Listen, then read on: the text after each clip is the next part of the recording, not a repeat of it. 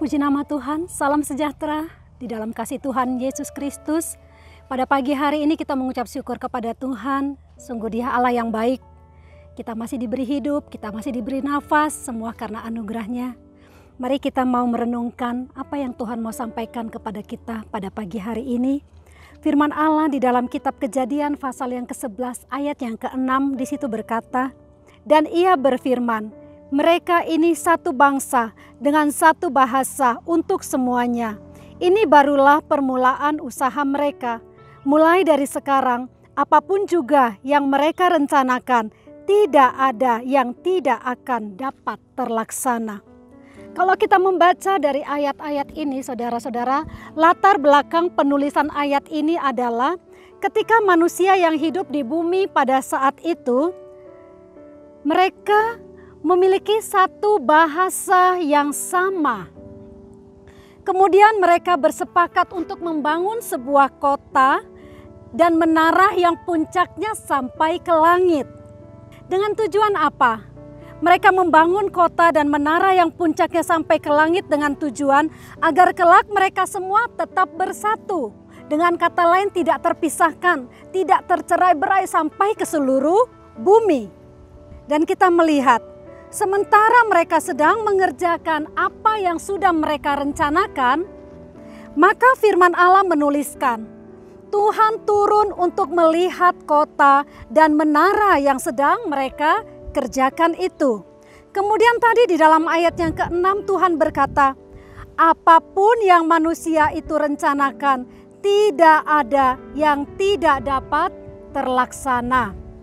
Lalu ayat ini selanjutnya menuliskan, maka Tuhan turun untuk mengacaukan bahasa manusia itu, sehingga antara satu dengan yang lain tidak lagi bisa mengerti apa yang dikatakan.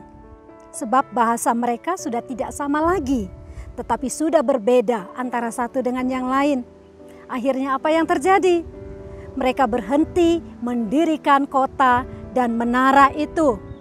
Dan sampai sekarang nama kota itu disebut Babel, karena disitulah dikacau balaukan Tuhan bahasa manusia.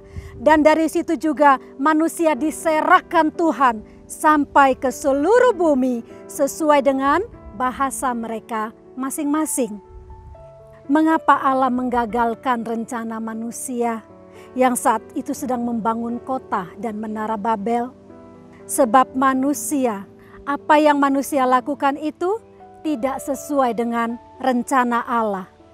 Manusia ingin agar mereka tetap bersama, tinggal dalam satu tempat dan tidak tercerai-berai ke seluruh bumi. Tetapi rancangan Allah dari awal adalah agar manusia yang di bumi itu semakin bertambah banyak dan mereka memenuhi seluruh bumi. Itulah rancangan Allah, saudara-saudara. Kalau kita baca di dalam Yesaya pasal yang ke-55 ayat yang ke-8 dan ke-9 dikatakan, sebab rancanganku bukanlah rancanganmu, jalanmu bukanlah jalanku, demikianlah firman Tuhan. Seperti tingginya langit dari bumi, demikianlah tingginya jalanku dari jalanmu dan rancanganku dari rancanganmu.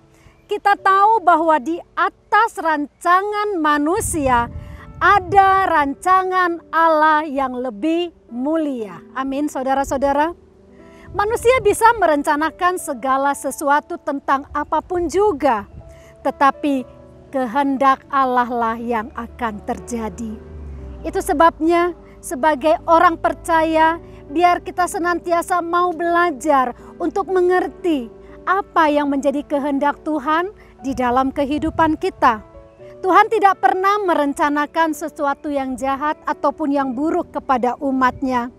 Oleh sebab itu sebagai umat Allah, apapun yang kita rencanakan dalam hidup kita, sebab sebagai manusia, kita pasti punya perencanaan di dalam hidup ya saudara-saudara. Bawalah dan serahkanlah semua perencanaan kita kepada Tuhan. Tuhan lebih tahu mana yang terbaik bagi kita anak-anaknya. Amin. Itu sebabnya ketika apa yang terjadi di dalam hidup kita tidak seperti yang kita bayangkan, tidak seperti yang kita pikirkan, tidak seperti yang kita rencanakan, Maka jangan cepat-cepat marah, jangan cepat-cepat kecewa, apalagi berputus asa. Sebab di balik setiap peristiwa yang kita alami, ketika kita tetap percaya kepada Tuhan, maka ada rancangan Allah yang besar pasti terjadi di dalam kehidupan kita.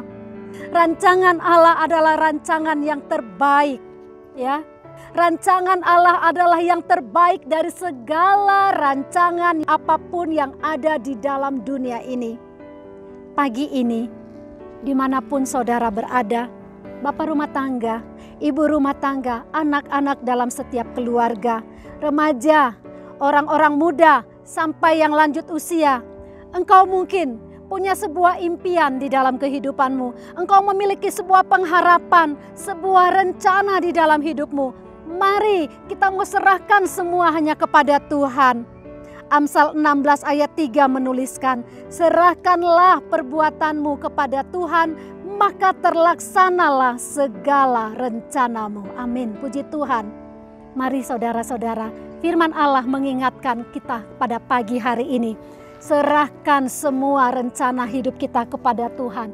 Mulai hari ini dan sampai selama-lamanya. Hanya kepada Tuhan saja. Maka Tuhan pasti akan melakukan yang terbaik bagi kita. Karena Dia adalah Bapa yang mengasihi kita, anak-anaknya. Mari kita berdoa.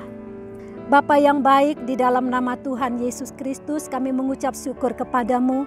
Kami tahu Tuhan bahwa tidak ada rencanamu yang gagal. Apa yang sudah Engkau rancangkan itulah pasti yang terjadi. Itu sebabnya sebagai orang percaya, sebagai anak-anak Tuhan, kami mau bawa seluruh rancangan kami hanya ke dalam tangan-Mu. Apapun yang menjadi perencanaan di dalam hidup kami, apapun yang menjadi impian kami, apapun yang menjadi harapan kami mau serahkan semua hanya ke dalam tangan Tuhan. Karena kami tahu Tuhan, ketika Allah yang turut campur tangan, maka semua yang terbaik itulah yang Engkau kerjakan di dalam kehidupan kami. Bapa, tanamkan firman-Mu di dalam hidup kami. Jadikan kami umat-Mu yang semakin hari semakin bertumbuh di dalam pengenalan akan Allah. Semakin mengerti apa yang menjadi kehendak Tuhan di dalam hidup kami. Firman yang sudah kami dengarkan, tanamkan itu di dalam hati kami. Tuhan berkati umat-Mu di mana saja mereka berada yang sudah mendengar firman Tuhan pagi ini. Apapun yang menjadi pergumulan umat-Mu, apapun yang sedang dialami, dihadapi oleh umat Tuhan hari-hari ini, kami tetap percaya bahwa Tuhan ada bagi kami.